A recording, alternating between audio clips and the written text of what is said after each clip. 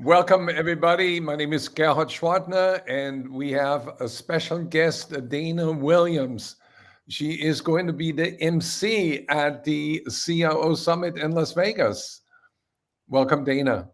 Thank you, Gerhard. Great to be back with you again. What are you excited about? What are you looking forward to when we arrive in Vegas and we have 250 senior level sales leaders and CROs in the audience? Yeah, well, think about it. Nowadays, so much of our networking happens offline and virtual. And while we can get, a lot out of that, there is no replacement for coming together with such a diverse set of leaders, authors, strategists, contributors, and just talking with them about the work that they're doing every day, those sidebars, those hallway conversations, just the energy that comes from being with other human beings that do what we do every day. That's what I'm looking forward to. What about you? Well, I just got a email from Jennifer Stanley, and she is going to do a keynote at the event. And she just emailed me that all the attendees will get a white paper about Gen AI in sales and marketing. And there are so many usage scenarios. There's another white paper that's 68 pages, just looking at it, the economic potential of generative AI.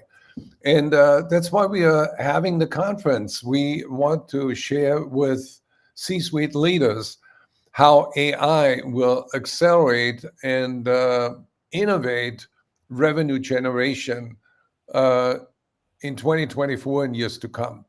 And you haven't seen nothing yet. We are just at the cusp of a revolution that you want to be part of. And that's why you want to come to Vegas.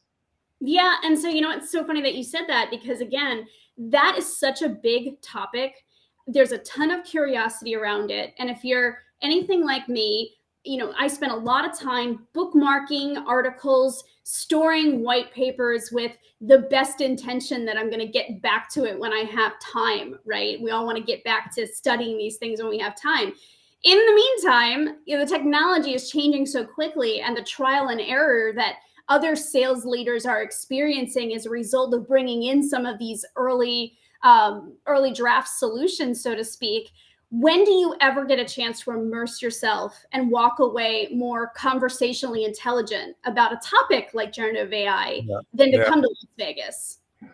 Then I was just thinking about as you were speaking about the power of Gen AI, you can actually get inside the buyer's mind and you can get an executive briefing about the industry. So if you have a prompt that's cleverly worded, you can then ask ChatGPT, what challenges are buyers in this industry experiencing right now?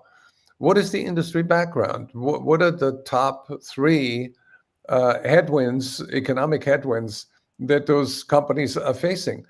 And you can also ask, let's say you're calling a CEO, what are the 10 prompts that CRO, CROs are using right now to get the lay of the land, to understand the times we live in. And I think that interpretation of reality is really holds the key to the sale.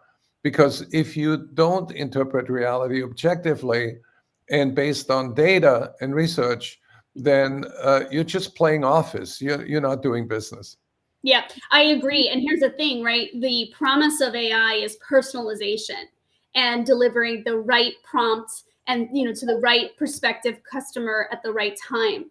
But out of the box, AI is not going to do that for us. And if we're not careful, if we unleash the full power of AI sort of undiluted on our prospective customers, I'm concerned about the fact that they may recoil. They may feel as though they're being handled by AI rather than being heard.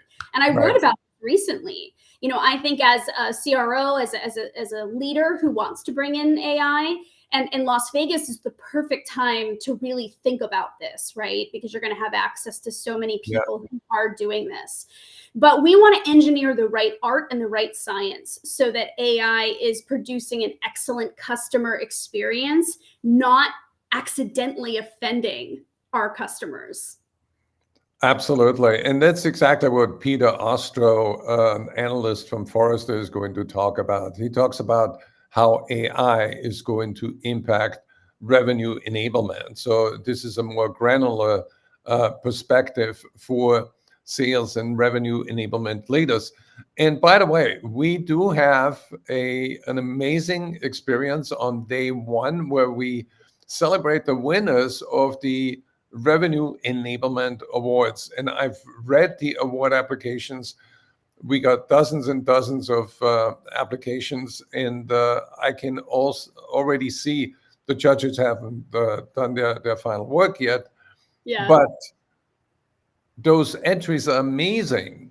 And you can come to Vegas, rub elbows with those winners, and learn their action strategies, their winning strategies for enablement success. How cool is that? It's so cool. And I think you just nicely captured the return on investment. So why leave the office? Why come to an event like this, spend the money to do that? Therein lies what you just said is the return on investment. Think about the time and the resources that you're going to save if you can walk up to somebody who is just ahead of where you are in your journey, your growth journey, and say, give me everything that you learned, all your lessons learned. And that sort of candor that people will open up and share with you, that candid feedback, that is worth the investment right then and there. You're not going to get that from an article. You're not going to get that from a webinar. And let's be honest, you're half tuning in anyway when you're multitasking and trying to learn. Las Vegas, you're plugged in, you're locked in, and that's how you're going to walk away sort of ahead of the game as a result of coming. Yeah, I like your question about the ROI, because a lot of people ask that, is it worth my time? Will I learn something? And what I usually say is, when people ask me, just one idea from a peer can make a huge difference in the bottom line of your business. But it's not just about the idea, it's also about the invaluable connections that you make. And I know that there are people that talk about Sales 3.0 10 years ago, where they say, I met somebody from a company and it changed my life. It can be a phenomenal experience, because that particular person that I'm talking about, I won't mention his name, but he got a job offer from a company, and he got stock options that are worth more than $1 million now. So that is something that is probably an outlier, but connections are a currency, and your network is your net worth.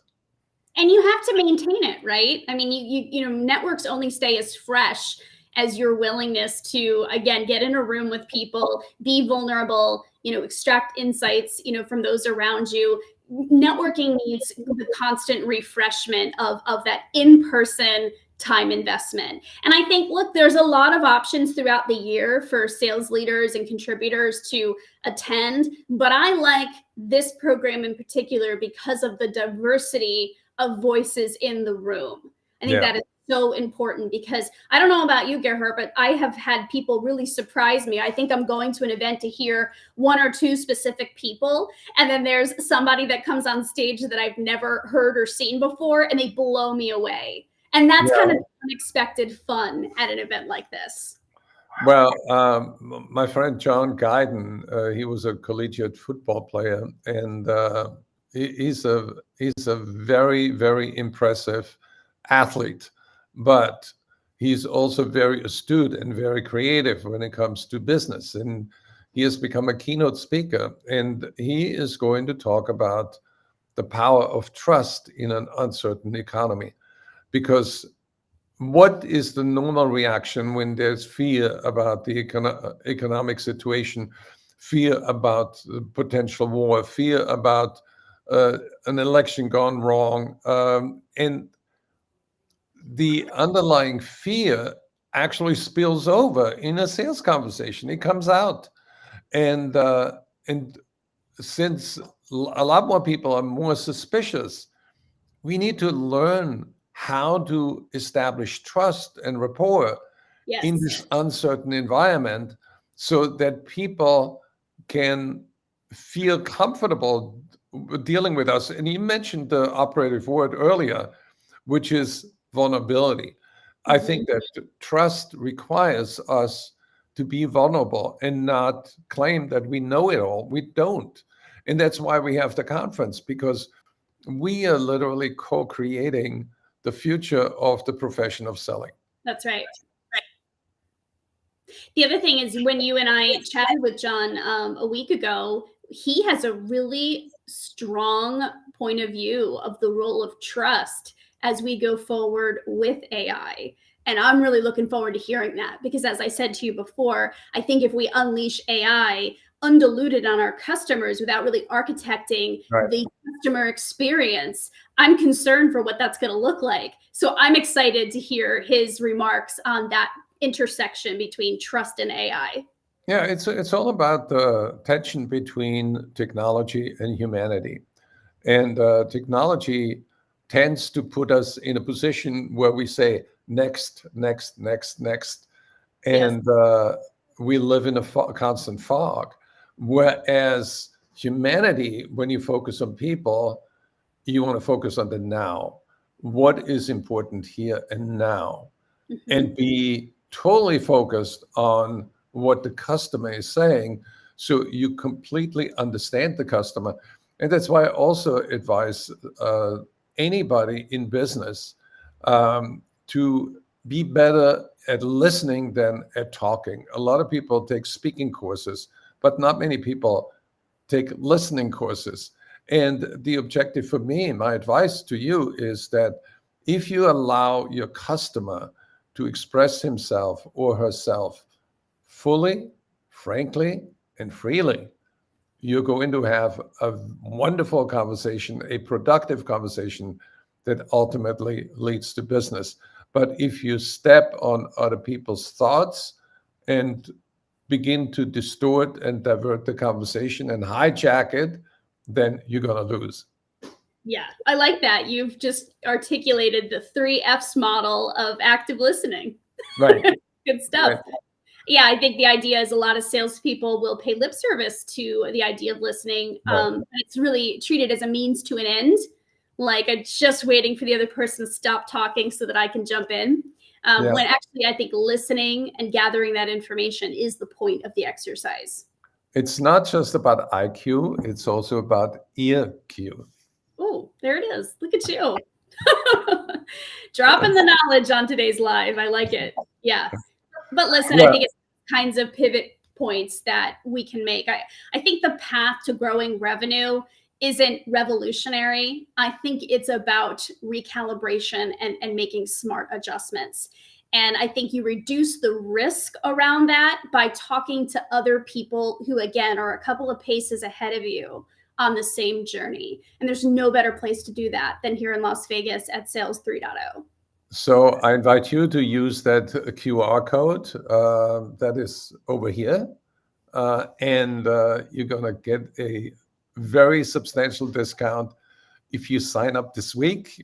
Next week, it goes up again, and I want you to save and learn and have fun and meet us in Las Vegas. We are all here to help you win.